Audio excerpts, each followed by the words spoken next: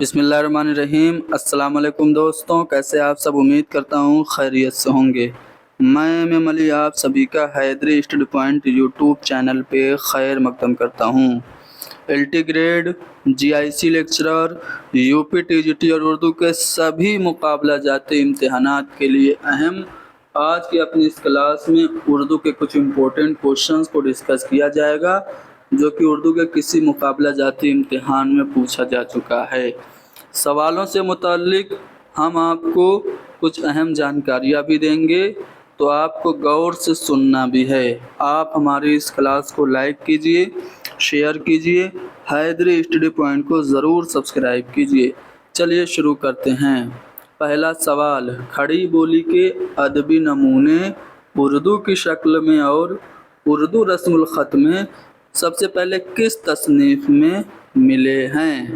کیا وہ ملا وجہی کی سبرس ہے؟ جی نہیں۔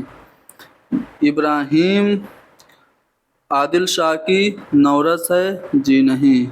شہادت الحقیقت میرا جی شمس الشاق کی ہے؟ جی نہیں، بلکہ فخر الدین نظامی کی مثنوی قدم راؤ پدم راؤ میں سب سے پہلے کھڑی بولی کے ادبی نمونے اردو کی شکل میں اور اردو رسم الخط میں ملے تھے۔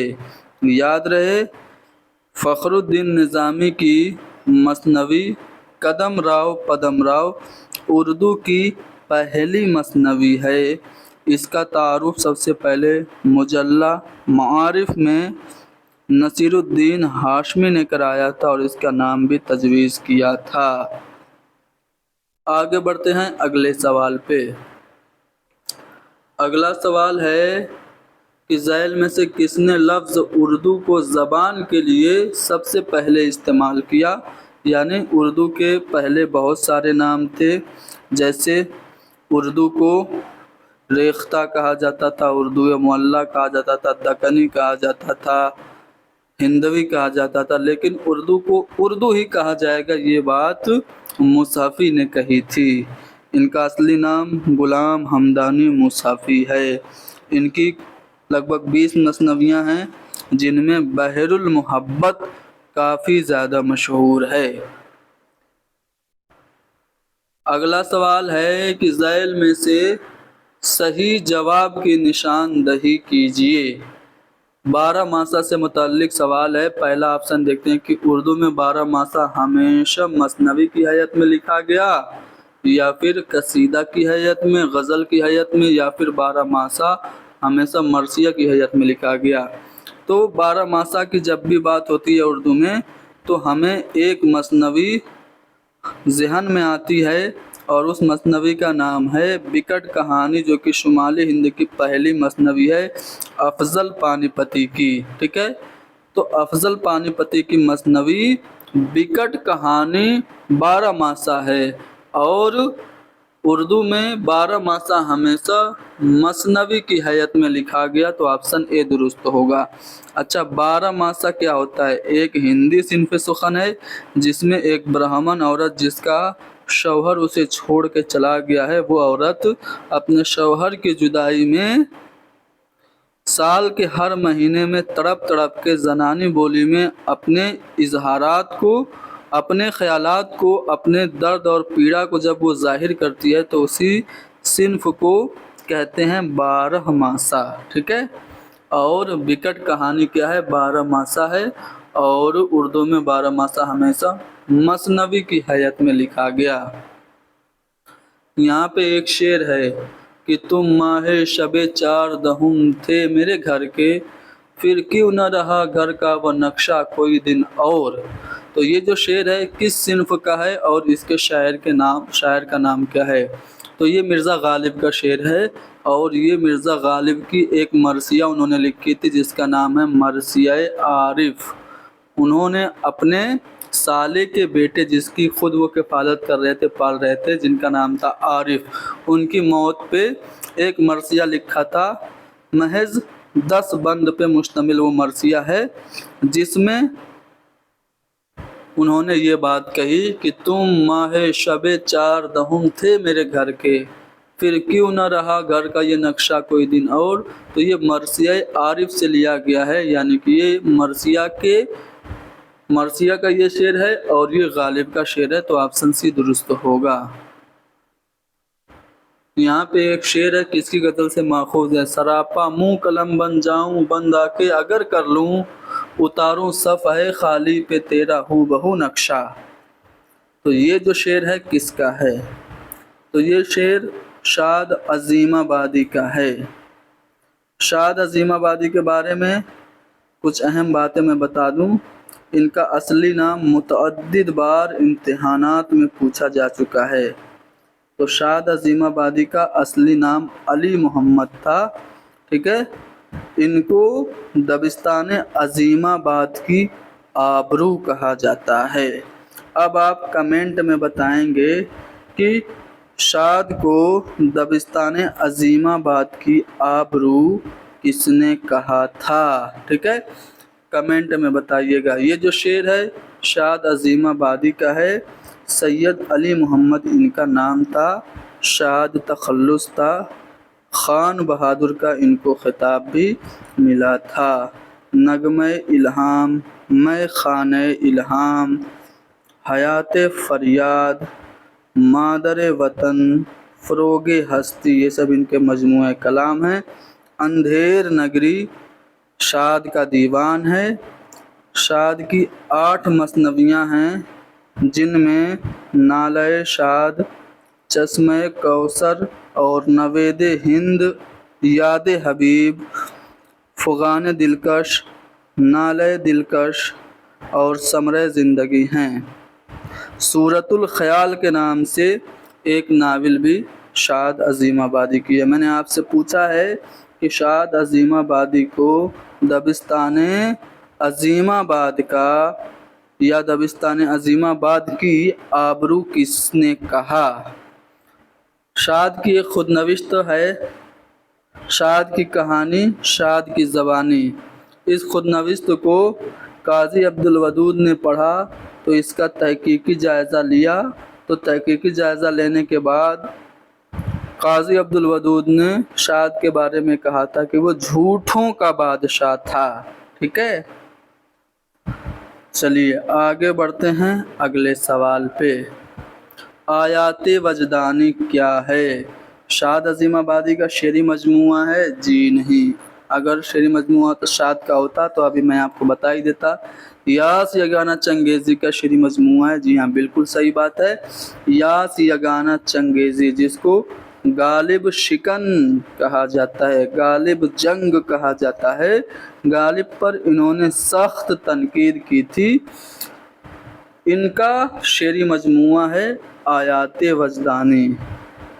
آیات وجدانی کے علاوہ یاس یگانہ چنگیزی کے دیگر جو شعری مجموعے ہیں ان میں نستر یاس، ترانہ، گنجینہ، کجکول اور خود نوشت یاس اور چراغ سخن، یہ سب بھی یاس یگانہ چنگیزی کی تصانیف ہیں، ٹھیک ہے۔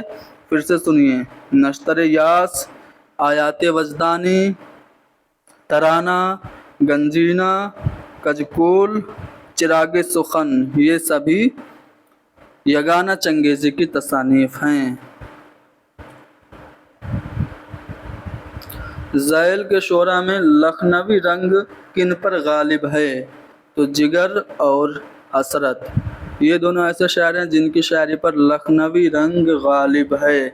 لکھنؤ کا جو دبستان ہے اس کی خصوصیت کیا ہے کہ اس میں خارجیت ہو، تصنع ہو، بناوٹ ہو،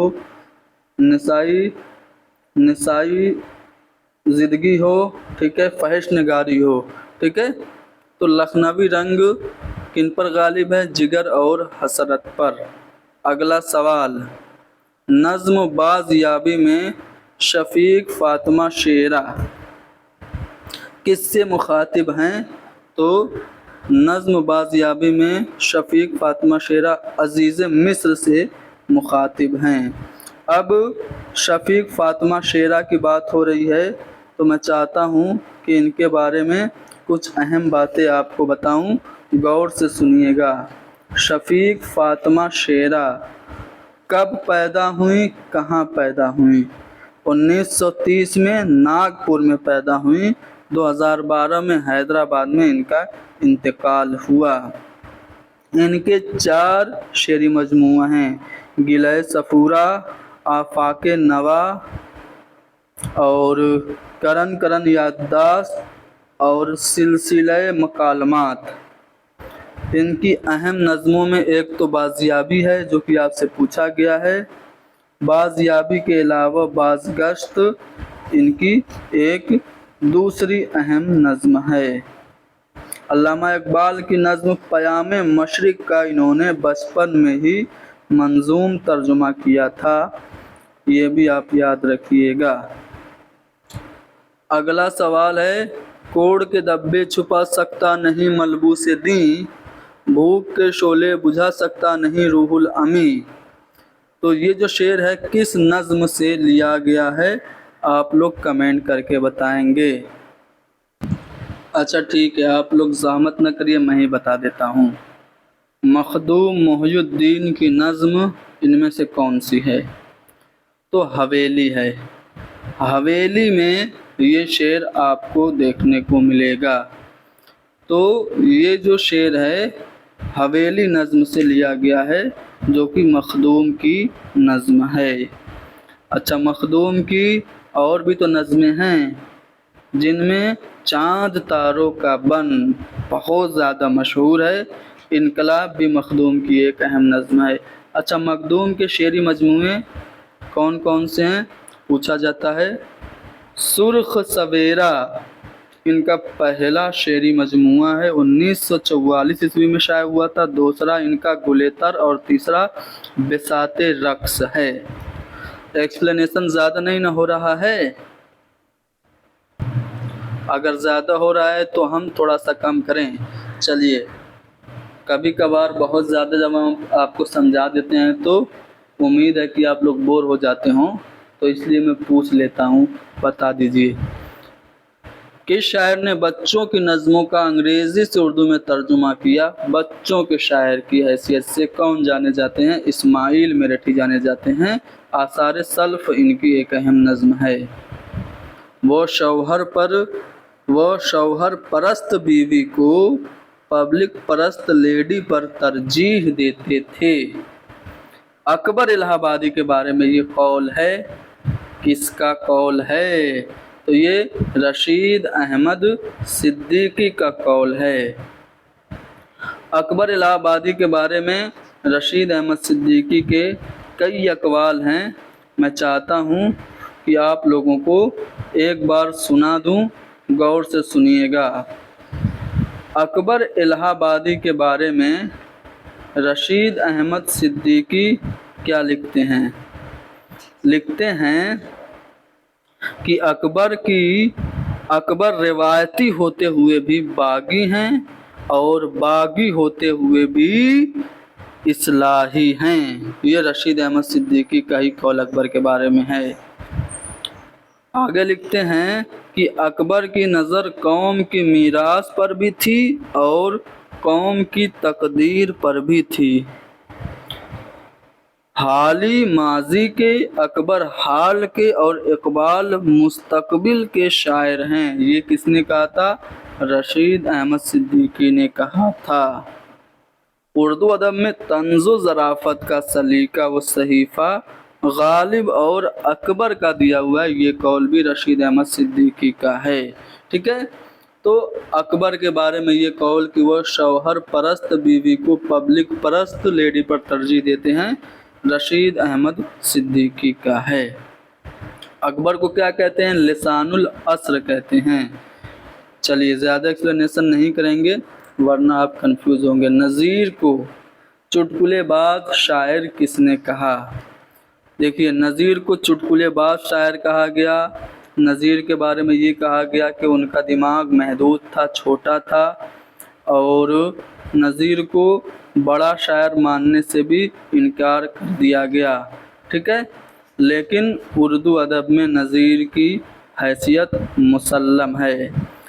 नज़ीर कौमी शायर की हैसियत से जाने जाते हैं और इनकी नज़में उर्दू में मिली जुली, यानी जो आप कह सकते हैं कि गंगा जमुनी तहजीब की एक मिसाल है। नज़ीर को चुटकुलेबाज शायर नियाज़ फ़तेहपुरी ने कहा था। कलीमुद्दीन अहमद ने नज़ीर के बारे में कहा कि नज़ीर का वजूद ही उर्दू शायरी की बेनज़ीर तनकीद है। और शमसुर रहमान फ़ारूकी ने नज़ीर के बारे में लिखा कि नज़ीर का दिमाग छोटा और तजर्बा महदूद है। शमसुर रहमान फ़ारूकी कहते हैं कि मैं नज़ीर को बड़ा शायर तस्लीम नहीं करता और न ही अच्छा शायर, हाँ लेकिन वह लायके मुतालिया शायर ज़रूर हैं। ये शमसुर रहमान फ़ारूकी ने कहा, लेकिन नज़ीर को चुटकुलेबाज शायर नियाज़ फ़तेहपुरी ने कहा था। अगला सवाल, उर्दू की सबसे पहली नज़्म कौन सी है? तो चक्की नामा है। और अगर उर्दू की पहली मसनवी पूछे तो वो मसनवी कदमराव पदमराव है। अच्छा, चक्की नामा किसकी है ये आप कमेंट में बताएं। इसका जवाब तो आप लोग कमेंट में बताइएगा। चलिए, इंद्र सभा अमानत में कौन सी परी जोगन का भेष डालती है? देखिए, इंद्र सभा अमानत लखनवी का ड्रामा है, उर्दू का पहला बाकायदा ड्रामा, इसे तस्लीम किया जाता है। कब लिखा गया था? तो 1854 ईस्वी में ड्रामा इंद्र सभा, जी नहीं, 1854 में खेला गया था, 1852 ईस्वी में लिखा गया था। ठीक है, किसकी फरमाइश पर? मिर्ज़ा आबिद अली इबादत की फरमाइश पर 1852 में लिखा गया, 1854 में इसको खेला गया। इसमें जोगन का भेष कौन धारण करती है? सब्ज परी धारण करती है। इसमें कुल 4 परियों का किरदार है, सब्ज परी, पुखराज परी, नीलम परी, लाल परी। ठीक है, 4 परी हैं। लाल परी ये गाना हाल ही में मशहूर हुआ है, लेकिन लाल परी का जो किरदार है अमानत लखनवी ने 1852 में ही अपनी ड्रामा इंद्र सभा में दे दिया था। रानी केतकी की कहानी में लड़ाई किसके दरमियान होती है? हीरो के बाप में और हीरोइन के बाप में। अब हीरो का बाप कौन था आप बताएं, और हीरोइन का बाप कौन था आप बताएं। तो जो हीरो का बाप था वो सूरजभान था। हीरो कौन था? उदयभान का बाप था सूरजभान। और हीरोइन कौन थी? रानी केतकी की कहानी, और रानी केतकी की कहानी का बाप कौन था? जगत प्रकाश। तो सूरजभान और जगत प्रकाश के दरमियान लड़ाई हुई थी। ठीक है, दीगर जो किरदार हैं, मदन बान काफ़ी अहम किरदार है, सबसे मुतहर्रिक किरदार है। ठीक है, फूल कली इसमें एक मालिन है, और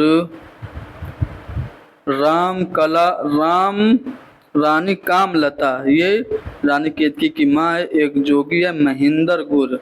ठीक है, ये भी आपको याद रखना है।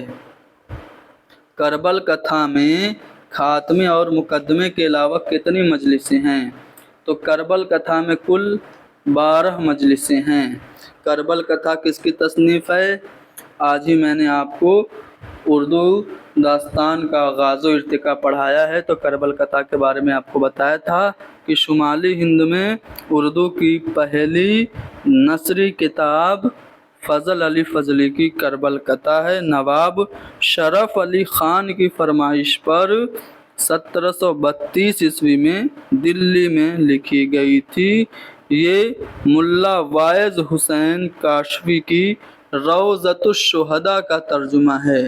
इसका तर्जुमा है रौज़तुश्शुहदा का तर्जुमा है करबल कथा। करबल कथा में कुल 12 मजलिसें हैं। ठीक है, आपसे छठी मजलिस और 7वीं मजलिस के बारे में अक्सर पूछ लेता है। तो 5वीं मजलिस और छठी मजलिस के बारे में पूछता है। तो 5वीं मजलिस में مسلم بن عقیل کا ذکر ہے، اور چھٹی مجلس میں ان کے دونوں بچوں کا فرزندان مسلم کا ذکر ہے، اور ساتویں مجلس میں کوفہ کا سفر اور حضرت حر کا حال ہے۔ میں نے آپ سے ایک سوال پوچھا تھا کہ نسخہ کہاں ملا تھا، ٹھیک ہے، کربل کتھا کا نسخہ کہاں ملا تھا؟ تو اس کا نسخہ ٹوبنگن یونیورسٹی سے مختار الدین نے حاصل کیا تھا، ٹھیک ہے، ٹوبنگن یونیورسٹی، ٹھیک ہے۔ آگے بڑھتے ہیں اگلے سوال پہ۔ باغ و بہار کا تیسرا درویش کہاں کا شہزادہ تھا؟ باغ و بہار اردو کی مقبول ترین داستان میر امن نے جان گلکرسٹ کی فرمائش پر لکھی۔ اتنی زیادہ مقبول ہوئی کہ مصنف کی زندگی میں ہی اس کا اردو میں ترجمہ ہو گیا، اردو میں نہیں، انگریزی میں ترجمہ ہو گیا۔ یہ اس کا ماخذ تو فارسی کا قصہ چہار درویش تھا، اور بعد میں عطا حسین تحسین نے 1775 میں اسی داستان کو، قصہ چہار درویش کو اردو زبان میں لکھا تھا، جو کہ فارسی آمیز تھی، لیکن 1803 عیسوی میں اس کو مکمل کیا میر امن نے باغ و بہار کو، اور اس کا نام باغ و بہار رکھا۔ اور باغ و بہار کی خصوصیت کے بارے میں کچھ اقوال ہیں، جیسے کہ باغ و بہار میں سادگی اور پرکاری بیک وقت جمع ہے، کلیم الدین احمد کا قول ہے، اور میر امن کی باغ و بہار ان تصانیف میں سے ہے جو ایک بار پیدا ہو کر پھر نہیں مرتی، احتشام حسین کا قول ہے، ٹھیک ہے۔ تو یہ مصنف کی زندگی میں ہی انگریزی میں ترجمہ ہو گئی تھی۔ انگریزی کے علاوہ فرانسیسی، پرتگالی اور لاطینی زبانوں میں بھی باغ و بہار کا ترجمہ ہو چکا ہے۔ باغ و بہار کا جو تیسرا درویش ہے وہ کہاں کا ہے؟ تو عجم کا ہے۔ اچھا، چاروں درویش کے بارے میں آپ کو بتا دیتا ہوں۔ پہلا یمن کا ہے، ٹھیک ہے، پہلا شہزادہ کہاں کا ہے؟ یمن کا، اور دوسرا فارس کا ہے، اور تیسرا عجم کا ہے، اور چوتھا چین کا ہے، ٹھیک ہے۔ تو چاروں آپ نے جان لیا۔ کون سی داستان نہیں ہے؟ ان میں سے کون سی کتاب داستان نہیں ہے؟ فسانہ عجائب داستان ہے، کس کی ہے؟ رجب علی بیگ سرور کی ہے۔ قصہ میر افروز و دلبر، یہ بھی داستان ہے، کس کی؟ آج ہی بتایا تھا، عیسوی خان کی ہے۔ طلسم ہوش ربا، ٹھیک ہے، طلسم ہوش ربا یہ داستان ہے۔ اور فسانہ آزاد یہ داستان اور ناول کی درمیانی کڑی اس کو کہا جاتا ہے، یعنی کہ یہ ناول ہے، پنڈت رتن ناتھ سرسار کا ناول ہے فسانہ آزاد، ٹھیک ہے۔ داستان اور ناول کی درمیانی کڑی اس کو کہا جاتا ہے، فسانہ آزاد کو۔ یہ اودھ پنچ میں ظرافت کے عنوان سے کشتوار شائع ہوئی تھی، اور پہلا اس کا ایڈیشن 1880 عیسوی میں شائع ہوا تھا، ٹھیک ہے۔ تو آپ کو خصوصی طور سے یاد رکھنا ہے۔ اودھ پنچ میں یا اودھ اخبار میں؟ تو اودھ اخبار میں، ٹھیک ہے، اودھ پنچ نہیں، اودھ اخبار میں یہ ظرافت کے عنوان سے کشتوار چھپی تھی۔ اودھ پنچ تو دوسرا اخبار ہے، اودھ اخبار دوسرا ہے، یاد رکھیے گا۔ عصمت چغتائی کا پہلا طبع زاد افسانہ کون سا ہے؟ عصمت چغتائی کا پہلا طبع زاد افسانہ کون سا ہے؟ آپ لوگ اس کا جواب کمنٹ میں بتائیں گے، ٹھیک ہے۔ آگے بڑھتے ہیں اگلے سوال پہ۔ اگلا سوال ہے کہ واردات کس افسانہ نگار کا آخری افسانوی مجموعہ ہے؟ تو واردات یہ آخری افسانوی مجموعہ منشی پریم چند کا ہے۔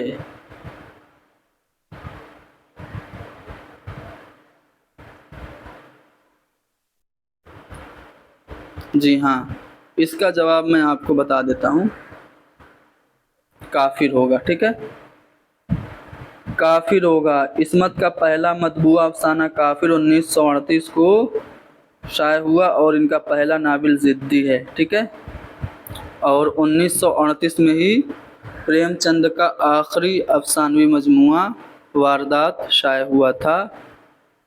اس میں کتنے افسانے تھے؟ 13 افسانے تھے۔ پریم چند کے افسانوی مجموعوں میں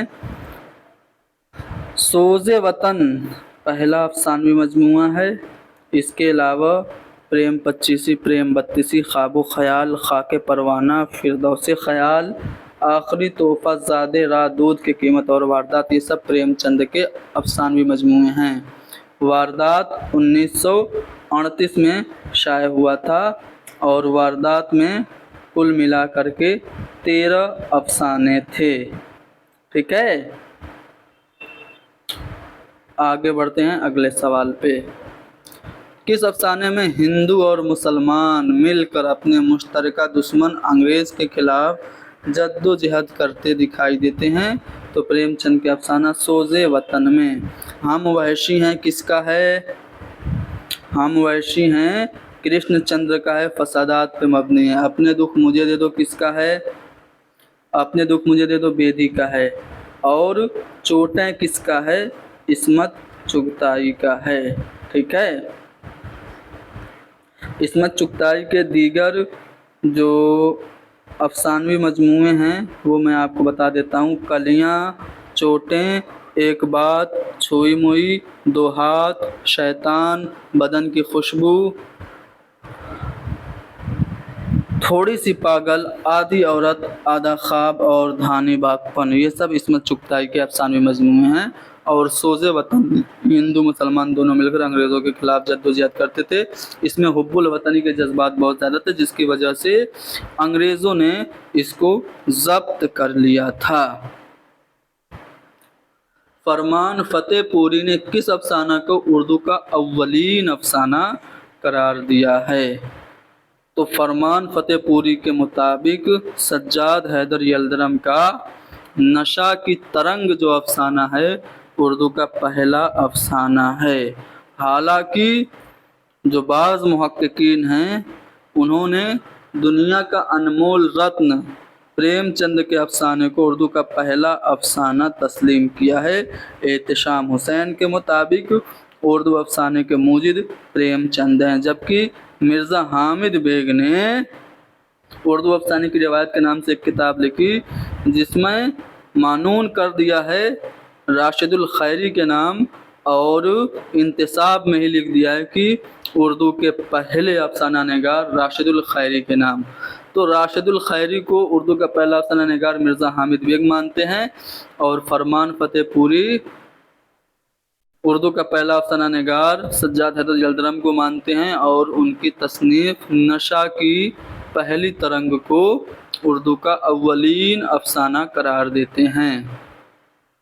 مرنے کے دن قریب ہیں شاید کہ اے حیات، تجھ سے طبیعت اپنی بہت سیر ہو گئی۔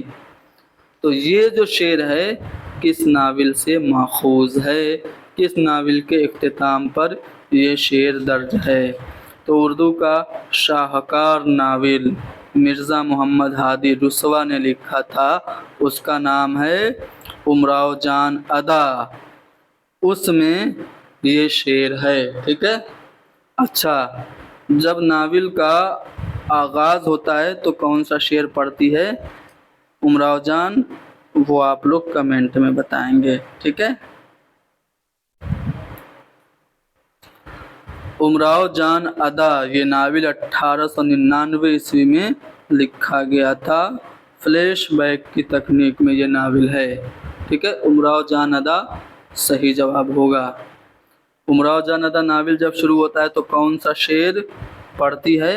ٹھیک ہے، آپ لوگوں کو کمنٹ میں بتانا ہے۔ آگے بڑھتے ہیں اگلے سوال پہ۔ خواب کی تکنیک سب سے پہلے کس ناول میں استعمال ہوئی؟ توبۃ النصوح میں۔ توبۃ النصوح کس کا ناول ہے؟ تو ڈپٹی نذیر احمد کا ہے، ٹھیک ہے۔ डिप्टी नज़ीर अहमद का ये नावल जो है वो डेनियल डेफो के अंग्रेज़ी नावल द फैमिली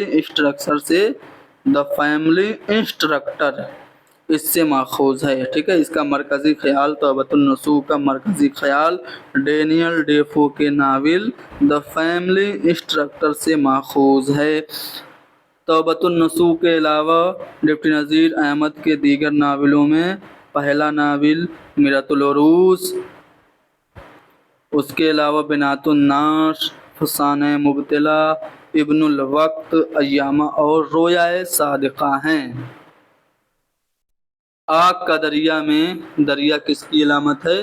तो ज़माना की अलामत है। आग का दरिया 1959 ईस्वी में लिखा था कुरतुलैन हैदर ने। 2500 साला हिंदुस्तानी तारीख़ पर मबनी ये नावल है। कुरतुलैन हैदर ने आग का दरिया के अलावा जो दीगर नावल लिखे उनमें मेरे भी सनम खाने, सफ़ीने गमे दिल, आखिर शब के हमसफ़र, कारे जहाँ दराज है, गर्दिश रंगे चमन और चांदनी बेगम अहम हैं। आग के दरिया में दरिया आग की अलामत है। ठीक है, ये नावल का जो टाइटल है जिगर मुरादाबादी के एक शेर से लिया गया है। शेर सबको पता है, ये इश्क नहीं आसान बस इतना समझ लीजिए, एक आग का दरिया डूब के जाना है। और इस नावल में टी.एस. एलियट की नज़्म भी आपको देखने को मिलती है। आगे बढ़ते हैं अगले सवाल पे। दर्ज झेल में से किस नावल में कोयलरी को मौजूए बहस बनाया गया है? इलियास अहमद गद्दी का नावल फायर एरिया, जिसमें कोयले की कान में जो मज़दूर काम करते हैं उनके अहवाल पेश किए गए हैं। तो नावल फायर एरिया आपको याद रखना है, इलियास अहमद गद्दी का नावल है और इलियास अहमद गद्दी को इस नावल के लिए अवार्ड भी मिला था। साहित्य अकेडमी अवार्ड 1997 ईस्वी में मिला था। इलियास अहमद गद्दी के दीगर नावलों में ज़ख्म, मरहम और बगैर आसमान के ज़मीन, ये सब इलियास अहमद गद्दी के नावल हैं। अगला सवाल, किसके बारे में शमसुर रहमान फ़ारूकी ने गुफ्तगू नहीं की? शमसुर रहमान फ़ारूकी अपने तनक़ीदी नज़रियात में इबलाग, तरसील और इजहार को अहमियत देते हैं। ख्वाब का उन्होंने जिक्र नहीं किया, तो ऑप्शन ए सही जवाब हो जाएगा। रस विभाव, अनुभव और व्यभिचारी के मिलाप से वजूद में आता है, ये किसका बयान है? देखने में तो आपको लग रहा है अरे यार ये क्या पूछ लिया, बड़ा मुश्किल सवाल, लेकिन मैं आपसे कह दूं कि रस का नज़रिया किसने दिया तो आप इस सवाल का जवाब दे देंगे।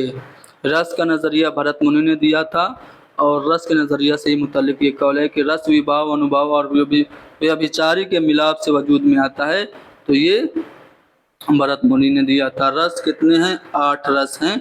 ठीक है, भरत मुनि ने रस का नज़रिया पेश किया था। तो कुछ अहम सवालात आज हमने हल कर दिए, मज़ीद सवालात अगली क्लास में हल करेंगे। ये PDF करेक्ट आंसर के साथ हम आपको हमारे टेलीग्राम चैनल पे दस्तयाब करा देंगे। आप लोग हमारे टेलीग्राम चैनल को जाके इसी क्लास के डिस्क्रिप्शन में लिंक मौजूद होगी, वहाँ से ज्वाइन कर लीजिए। ठीक है, वहाँ पे PDF वगैरह आपको दस्तयाब होती रहेंगी। ठीक है, और वो जो कंप्लीट सिलेबस का वाला जो क्रैश कोर्स जो चल रहा है उसके PDF का हमने चार्ज लगाने की बात कही थी। आपके मिक्स जो रिव्यूज़ हैं वो आ रहे हैं, उसके बारे में आप कंफर्म करिए हम क्या करें, क्या उस पर एक मामूली सी रकम रख के वो PDF आपको दस्तयाब कराएं या फिर फ्री में दस्तयाब कराएं। ठीक है, उस पर भी आप कमेंट में डिस्कशन कर सकते हैं। तो ये PDF हम आपको करेक्ट आंसर के साथ टिक के साथ हमारे टेलीग्राम ग्रुप में दस्तयाब करा देंगे।